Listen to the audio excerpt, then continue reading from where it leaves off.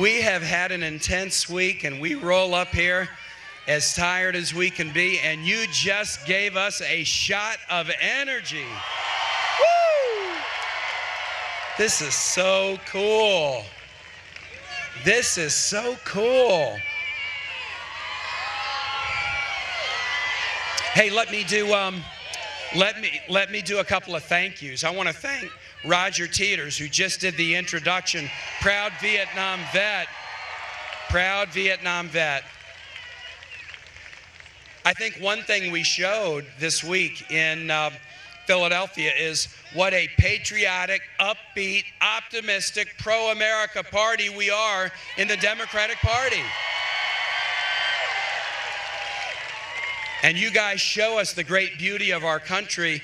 Wasn't Philadelphia so different than that dark and twisted convention that the Republicans put on the week before? I know we've got the mayor here and Congresswoman and Governor Strickland, who's going to be a fantastic U.S. Senator. Give them a round of applause.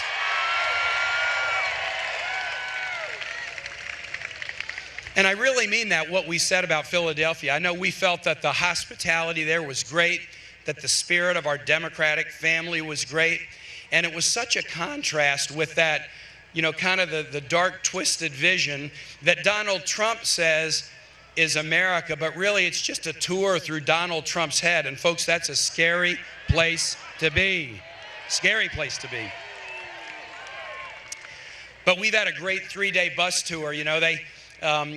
We get on the ticket, we do the convention, we hop on this bus tour through Pennsylvania and Ohio, talking about job creation, talking about Hillary Clinton's plans and what we'll do in her administration. This is the last stop on the tour, and it's great to finish strong in Columbus.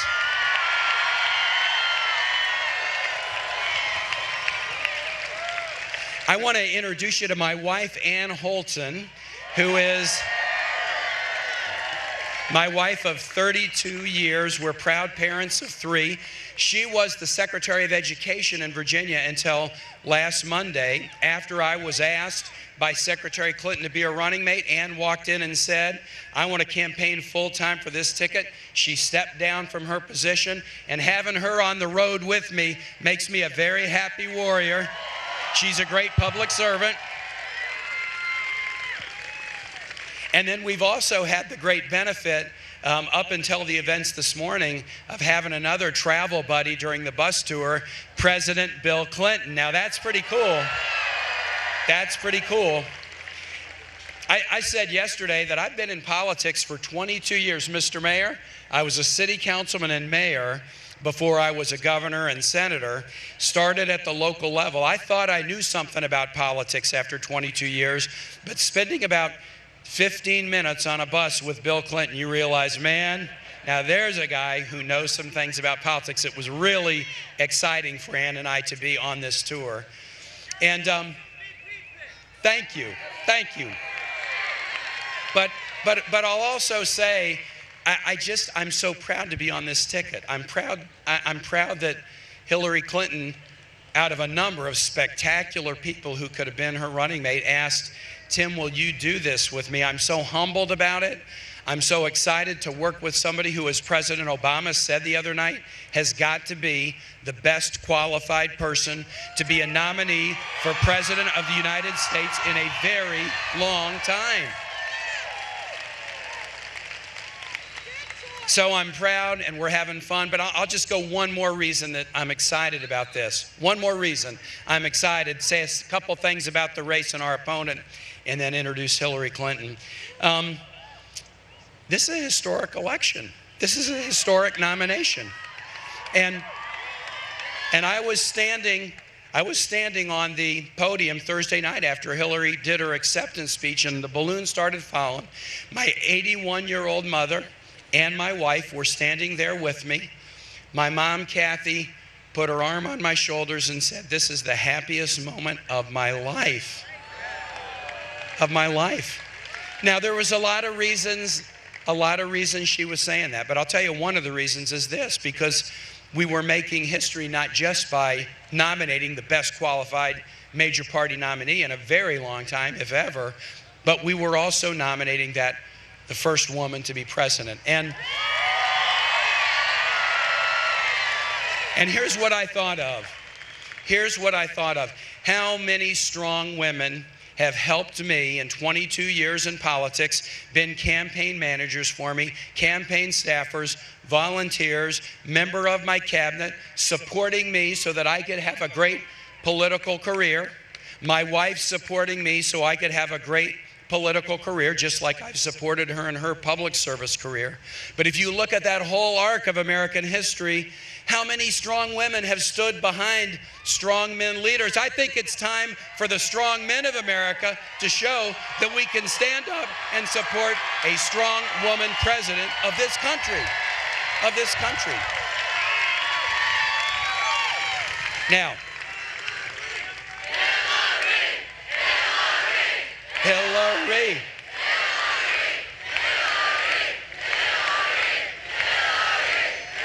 Now, can I be honest and just tell you the one bad thing about this week? I mean, I got to be honest.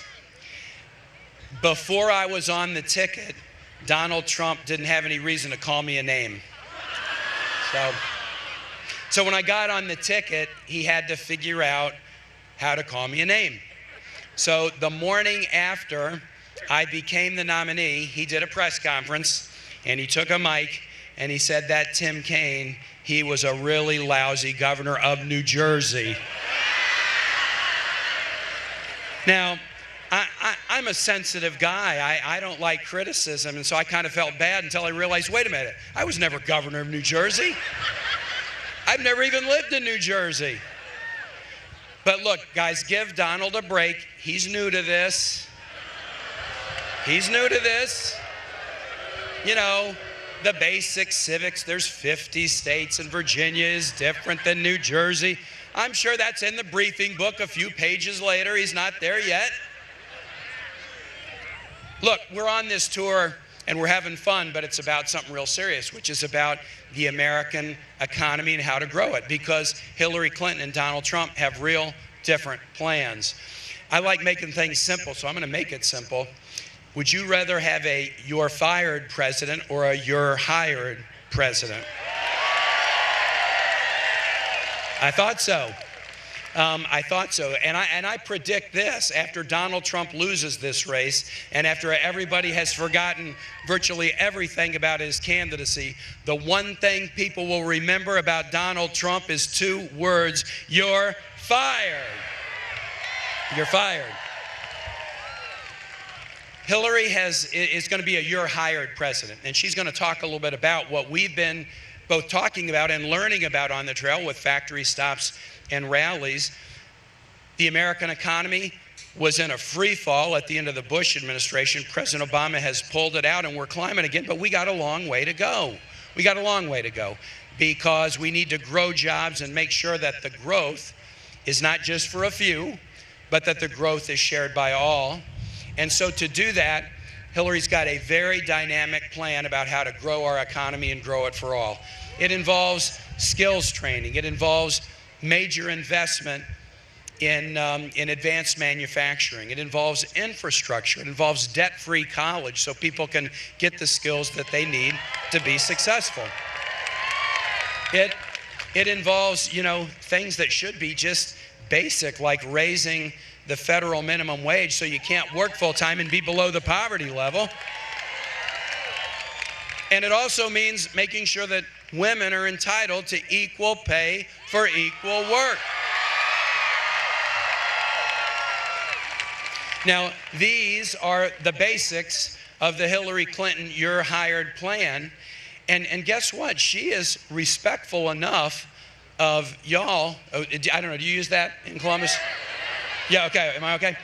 She is respectful enough of the voters to share the details. You go on HillaryClinton.com, one click of a mouse, you can see how she'll do it, how she'll pay for it, how she'll benefit, right? And she said this the other night at the convention. I like this line. She said, I'm going to give you the details. Some people criticize the details. Oh, I don't want to know about the details. But here's what she said. if it's about your kid, if it's about your family, if it's about your business, it ain't a detail, it's a big deal. It's a big deal. And she's going to share the plan. Go over to the other side of the aisle. Donald Trump, no plans, folks. No plans. I mean, he talked for 75 minutes at the convention, criticized Hillary Clinton, and made a lot of big, broad claims without any substance behind them. In fact, if you ask Donald a question, he'll say, I'm going to create jobs, or we're going to all be rich, or we're going to beat ISIS, or we're going to build a wall and make Mexico pay for it. And you ask him, well, how are you going to do any of those things? And he just says, believe me. Believe me. Believe me. Believe me. But here's a problem. A lot of people have believed Donald Trump and gotten stiffed, gotten hurt, gotten burnt. There's a lot of stories of contractors. Hillary Clinton and I both grew up in families where our dads ran small businesses. Her dad ran a drape and a fabric printing factory, and my dad ran a ironworker organized welding shop. And so we're used to businesses. A whole lot of small businesses have done deals with Donald Trump to help him build golf courses, build casinos, etc., only to get stiffed after the job was done. They did the work. They were entitled to the pay. But Donald and his phalanx of lawyers said, we're not paying you, sue us, we'll run you into the ground. Even if you win, you'll pay so much in lawyers' fees, it won't be worth anything. They got hurt, and many of them lost their businesses because they believed Donald Trump. Retirees in Florida, hundreds of them gave Trump money to build them condos, and they never got the condos, and they never got the money. They got burned and lost part of their savings because they believed Donald Trump.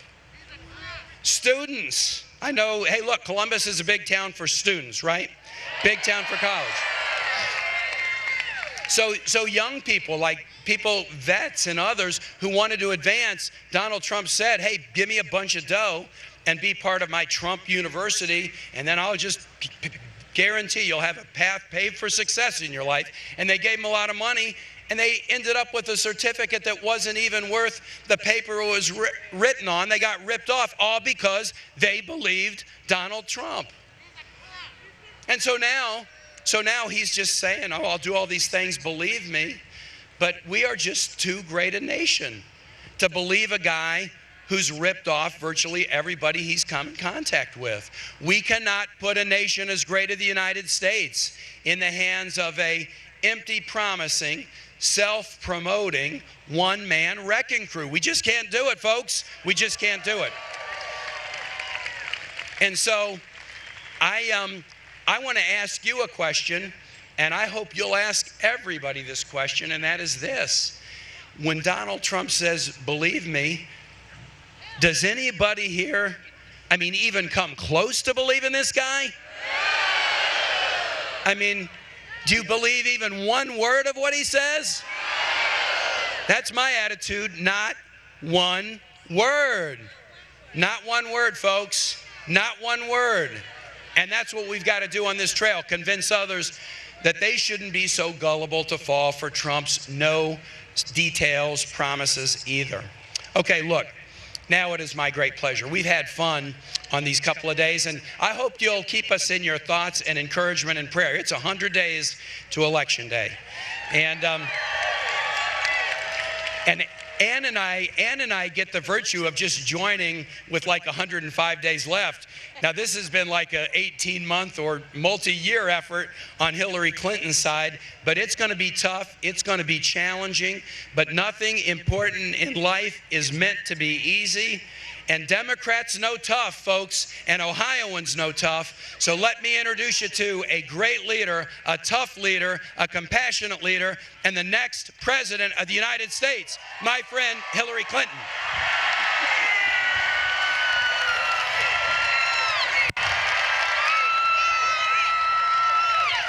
Hello, Columbus.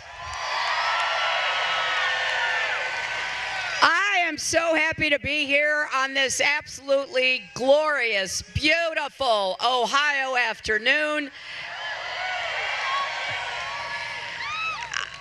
And I am so glad to be making this journey with Senator Tim Kaine and Ann Holton because they understand what public service is all about.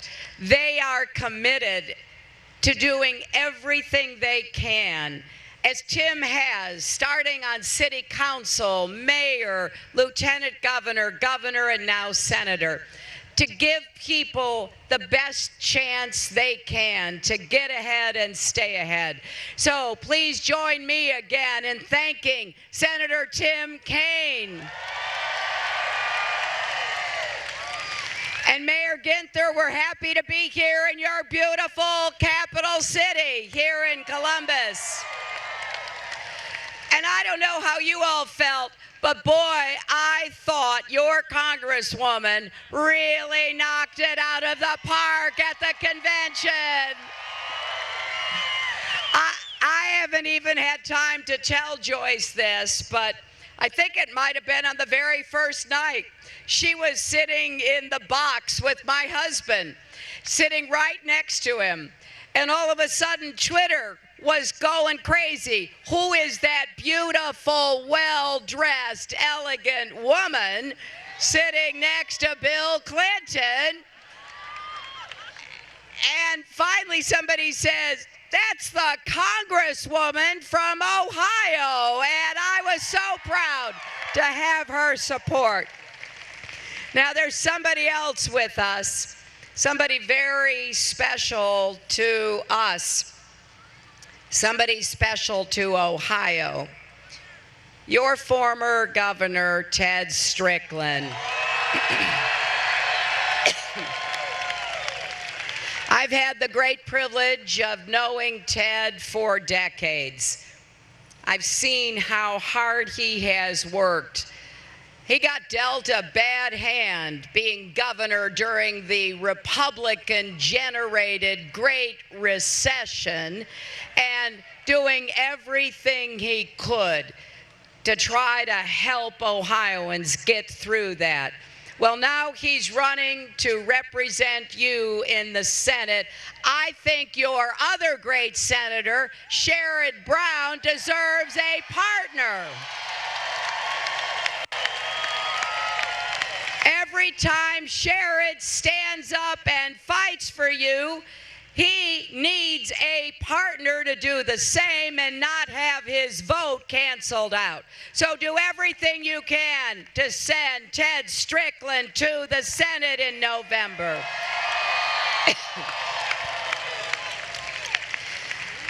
Tim's right. We've had a great time. How many of you watched the convention? I was so proud to see Democrats standing up and speaking about what we can do together to make sure the economy works for everyone, not just those at the top, taking on the special interests that have benefited from a system that is rigged in their favor. So when we finished those 4 days, I was thrilled to get on that bus in Philadelphia and head out across Pennsylvania and into Ohio. And along the way, we stopped at factories where hardworking Americans are still making things. We stopped at a factory in Johnstown, Pennsylvania, where business and management works with the steel workers who are there represented by their union, fighting hard to have more good jobs. They told me how they're bringing jobs back from China, how they're creating more opportunity. That's the American story that we're going to be telling during this campaign, during these last 100 days. I have specific plans about how we're going to get the economy working for everybody. We are going to make the biggest investment in new jobs since World War II and put millions of Americans to work.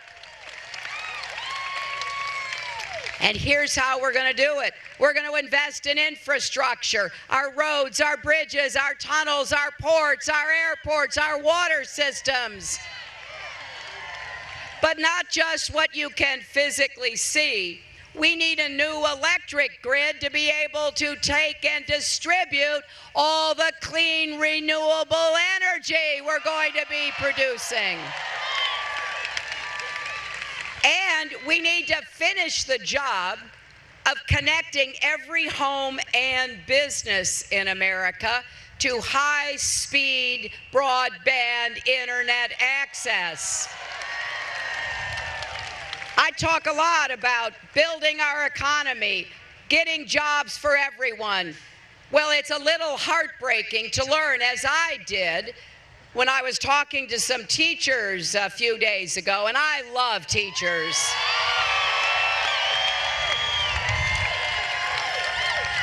And the teachers told me they had just had a national survey done and learned that 70% of the teachers in America assign homework to their students that require kids to go on the internet. Now that makes sense. We're living in the information age. We want more people, particularly young people, to help create that future so we have even more opportunities. But here's the problem. 5 million kids in America don't have access at home to high-speed internet. So already they're being left behind. So we've got to build America's competition, build America's opportunities, and the plans that we've laid out will do just that. I also believe we need to do more for small business. 98% of the businesses in Ohio are small businesses. Let's have greater access to credit. Let's be sure we cut through and eliminate any of the red tape and the other obstacles. You heard Tim say his dad ran a small business, so did mine. My father ran a print plant where fabrics were printed with designs for draperies. I was there helping him, but I know how hard he worked. And I am personally sickened when I hear the stories about Donald Trump refusing to pay plumbers and painters and marble installers and glass installers and small businesses who have done the work. I think about my dad. He worked hard. What would have happened if the customers he had, after he printed those drapery fabrics, made them into drapery, loaded them into his car, delivered them, helped to install them, and somebody like Donald Trump said, "We're not paying you"? My dad would have said, "What do you mean? I did what I was contracted to do." But to person after person and business after business, Donald Trump said, "I don't care." It's not because he couldn't pay. He wouldn't pay them. He drove businesses into bankruptcy, in addition to taking bankruptcy himself 6 times. My friends, that's not how we do business in America. If you do the work, you deserve the pay. And we're going to stand up and make that case against Donald Trump. The other thing about Trump, you've heard him. He says, America first. Sounds real, doesn't it? As if we wouldn't put America first. That's sure what I believe. He says it, but then everything he makes somewhere else. He makes dress shirts in China, not Brooklyn, New York. He makes furniture in Turkey, not Cleveland, Ohio. He makes barware in Slovenia, not Jackson, Ohio. And he goes around saying he wants to put America first and America workers first. And then just today we learn, once again, he's asked for visas to employ foreign workers at his country clubs because he says he can't find any American workers. Shame on you, Donald Trump. Shame on you. Let's cut through all of the hype and the rhetoric and understand that we're dealing with somebody who has a history of stiffing people, making things somewhere else besides America, and whenever possible, hiring foreign workers.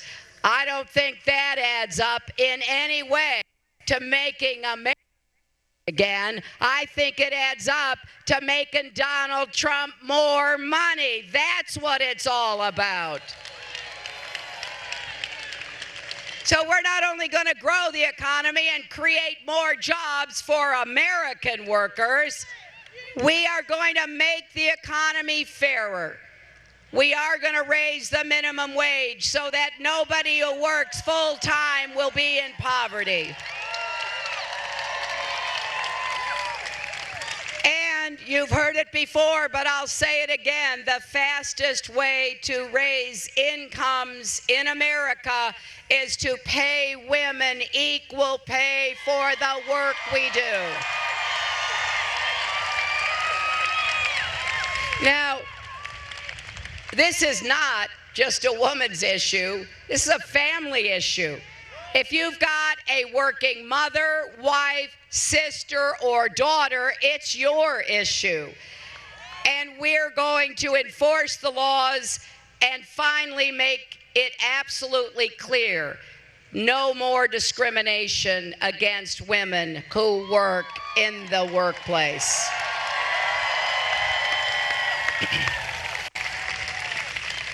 So I know we're up against some powerful forces. And here's what I want you to know as you talk to your friends, your neighbors about this election. Everything I've proposed, and you can go to HillaryClinton.com and read all about it, I've told you how I will pay for it. How will I pay for it?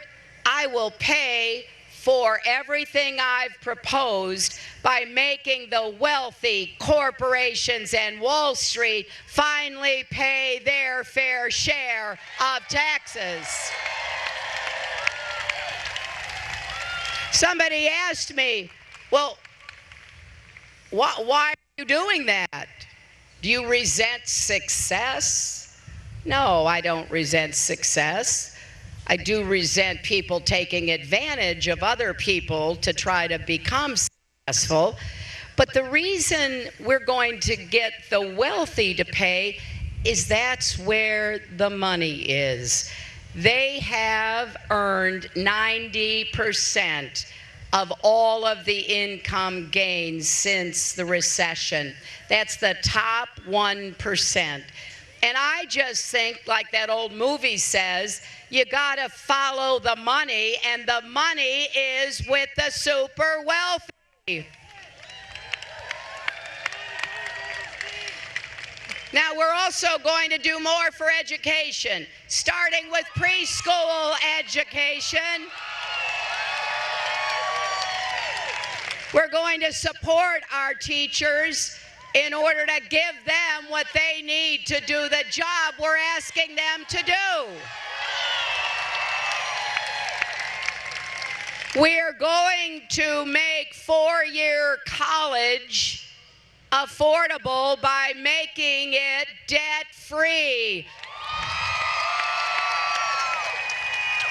And we're going to help those of you who have student debt pay it back at a lower interest rate, at a faster timetable. And if you do public service like teaching, policing, firefighting, social work, we will forgive your debt. This seems to me also to be fair. Donald Trump gets to refinance and forgive his debts Well, what about the families and students of America who get to have some help with their debts? So if you vote for us, that's exactly what we're going to do next year. So there's a big agenda. And I watched what's happened over the last 2 weeks. A lot of the rhetoric that came from Trump and his convention was so dark, so pessimistic, so negative. You know, I know we've got problems and challenges.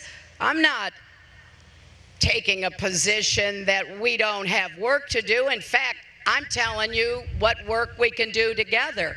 But at the end of the day, we Americans are better when we roll up our sleeves, we set some goals, and we work together because, yes, we are stronger together.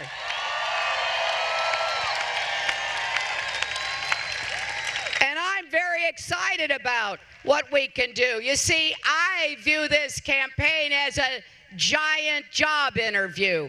I'm here telling you what I want to achieve, asking for your vote, and asking you also to hold me accountable.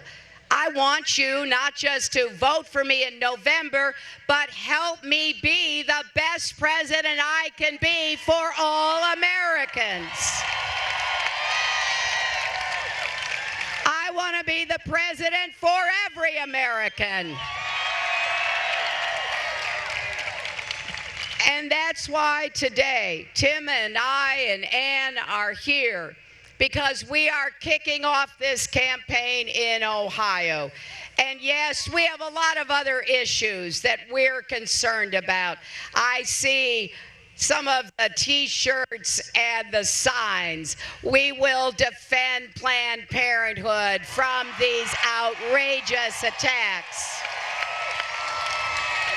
We will defend and improve benefits under Social Security. We will take on the gun lobby for comprehensive gun safety reforms. We will take on the real challenges that confront America, not pick fights with people, not act as though some folks are better than others, not insult and finger point. We're going to stand up for Americans' rights, for women's rights and gay rights and voting rights and workers' rights.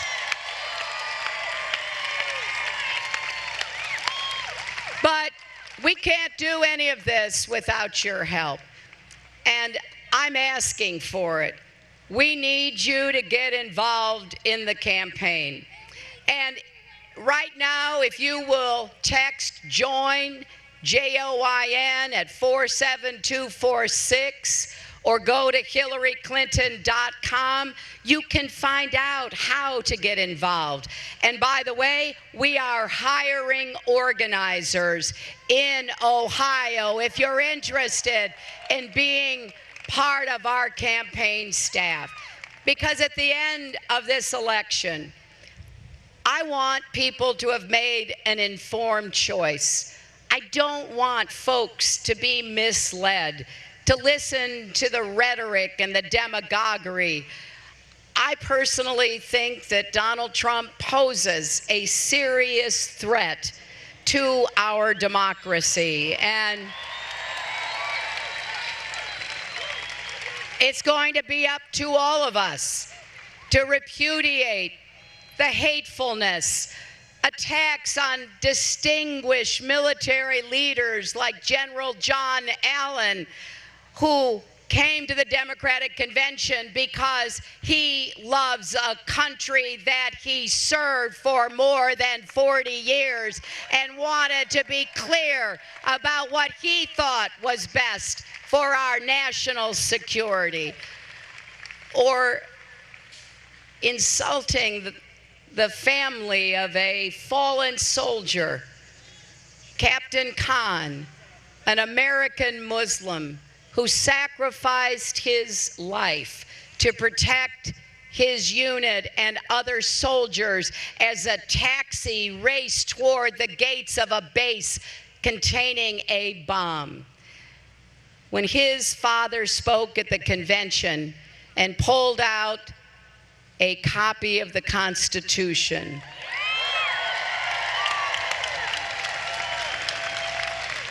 it was so fitting that happened in Philadelphia, where our country started 240 years ago. They enshrined in our Constitution the principle of religious liberty. They understood that America would be including and attracting people from all over the world.